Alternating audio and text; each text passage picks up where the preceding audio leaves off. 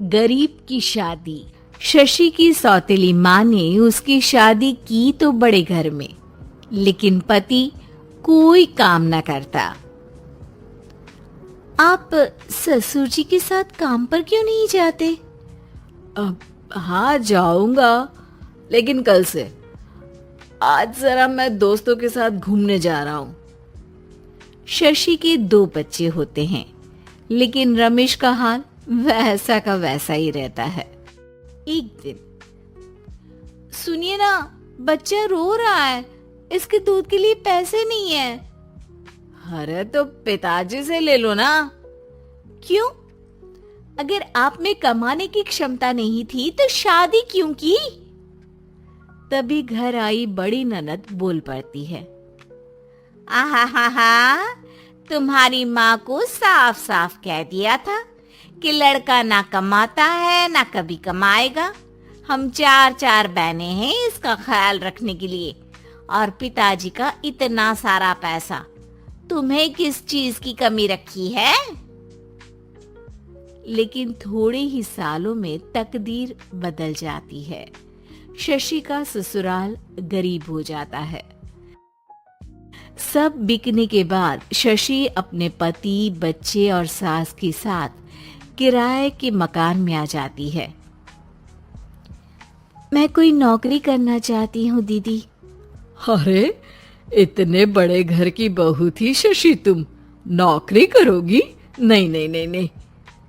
नहीं करूंगी तो घर कैसे चलेगा? बच्चों को भी तो पालना है ना। तभी शशि का भाई आ जाता है। शशि, ये ले राशन का सामान, किसी भी तरह की कोई भी जरूरत हो तो बताना। भाई, अब मैं नौकरी करूंगी। देख बहन, वैसे तो मैं तेरे साथ हूं, लेकिन हाँ, मैं ये भी चाहता हूं कि तू अपने पैरों पर खड़ी हो जा। शशि को एक प्ले स्कूल में छोटे बच्चों को संभालने की नौकरी मिल जाती है। एक दिन, शशि, मेरे स्कूल को अब तुम संभाल लो। मैं कुछ दिनों के लिए अपने बेटे के पास जा रही हूँ। लेकिन प्ले स्कूल अकेले मैंने कभी नहीं संभाला है। अब ये सब मैं नहीं जानती। इतने महीनों में तूने जो देखा, बस पूरे आत्मविश्वास के साथ उसे करना। शशि नीलम के जाने के बाद पूरे 1 महीने उसका स्कूल अकेले संभालती है, और फिर एक दिन आता है जब वो अपना खुद का स्कूल भी खोल लेती है। वाह शशि, तुमने आज मेरा सर गर्व से ऊंचा कर दिया। तुम्हारा यही आत्मविश्वास तुम्हें बहुत आगे ले जाएगा। नीलम, बहुत आगे जाने की चाह नहीं है, बस ये छोटा सा स्कूल मेरे बच्चों की अच्छी शिक्षा में मेरी मदद करे, यही मैं चाहती हूँ। शशि थोड़े थोड़े पैसों से ही अपना परिवार पाल रही थी। एक दिन उसके घर उसकी बड़ी ननद आती है। अरे भाभी, घर में कूलर तो लगा लेती, मेरी माँ को कैसे पंखे में लिटा रखा है? अरे तो शशि कौन सा एसी लगा कर सो रही है? वो भी तो यहीं रहती है ना मेरे पास। ज्यादा यहाँ आकर मेरी बहू को परेशान न किया करो। हाँ हाँ, मुझे भी शौक नहीं है इस छोटे से घर में आने का। मैं तो बस ये बोलने आई थी कि मेरे बेटे की शादी है तो ननिहाल का जो नेग होता है वो ले आना। हाँ हाँ, जितना बनेगा कर देंगे, और ना हुआ ना तो वो भी नहीं करेंगे। तभी शशि बोल पड़ती है, अरे नहीं नहीं माँ जी, रीटा घर की बेटी है, उसके ससुराल वाले उससे शादी पर पूछेंगे कि मायके से क्या मिला। रीटा, तुम मुझे सामान की लिस्ट भेज देना, मैं पूरी कोशिश करूंगी कि तुम्हारी हर डिमांड को पूरा करें। अच्छा, मैं खाना लगाती हूँ। शशि ये बोलकर किचन में चली जाती है। धीरे धीरे कर शशि किसी न किसी तरह अपनी सारी ननदों की डिमांड भी पूरी करती, बच्चों की ख्वाहिशें भी और उनकी पढ़ाई के लिए पैसे जोड़ती। एक दिन जब शशि का बेटा 12वीं पास करके आता है, माँ, अब तुझे काम करने की जरूरत नहीं है, मैं अब कोई ना कोई नौकरी करके पढ़ाई भी साथ कर लिया करूंगा। शशि को लगता है कि बेटा और आगे पढ़ाई करे, लेकिन वक्त की मार के कारण वो बेटे को काम के लिए हाँ कर देती है। अब बेटा एक बैंक में चपरासी बन जाता है। है लड़का, देखने में तो बड़ा अच्छा है, अंग्रेजी भी पटर पटर बोलता है, फिर चपरासी क्यों? लड़का सारी बात मैनेजर को बता देता है। अच्छा, तो मैं तुझे एक मौका देता हूँ, तू यहाँ रहकर दूसरे डिपार्टमेंट का भी काम सीख। अगर तू किसी एक का भी काम अच्छे से सीख गया तो मैं तुझे यहाँ टेबल चेयर में बैठने वाली नौकरी दे दूंगा। लेकिन एक दिन शशि की ननद उसे फोन करती है। अरे भाभी, देखो मायका तो मेरा तुम लोगों से ही है।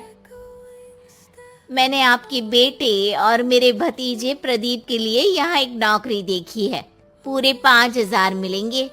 वैसे करता ही क्या है, चपरासी ही तो है ना।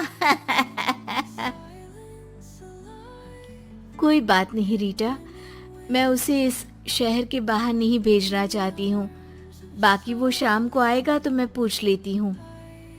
वहीं प्रदीप मैनेजर की बात से खुश हो जाता है और मैनेजर के काम पर ही नजर रखने लगता है।